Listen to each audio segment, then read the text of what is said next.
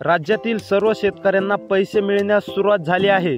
यामध्ये अतिवृष्टीचे 10,000 रुपये हेक्टरी आणि पीक विम्याचे 15,000 रुपये असे 25,000 रुपयांचा लाभ गेल्या 3 दिवसामध्ये शेतकऱ्यांना जमा झालेला आहे। आज वार आहे सोमवार 13 ऑक्टोबर।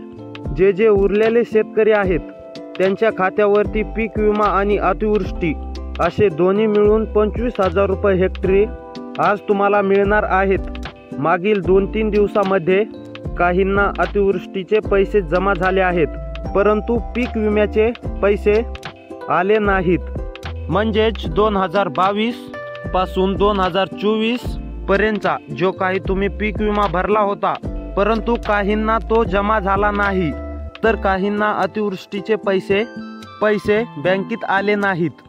जे काही उरलेले शेतकरी आहेत ज्यांना अजूनपर्यंत रुपया सुद्धा मिळाला नाही, त्यांची एक पात्र यादी सरकारने च्या माध्यमातून काढण्यात आली आहे।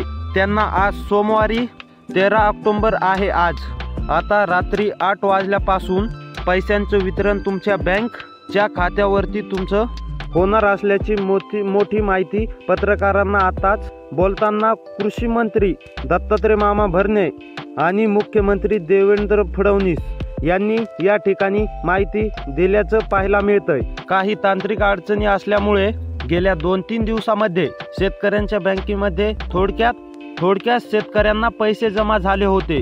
काहींना अजून पण पैसे जमा झालेले नाहीत, तर ज्यांचे पैसे आले नाहीत त्यांना आज रात्रीपासून सुरुवात होईल बँक खात्यावरती पैसे येण्यास। तर असेच व्हिडिओ पाहण्यासाठी आपल्या चॅनलला सबस्क्राईब करा। तर भेटूया पुढच्या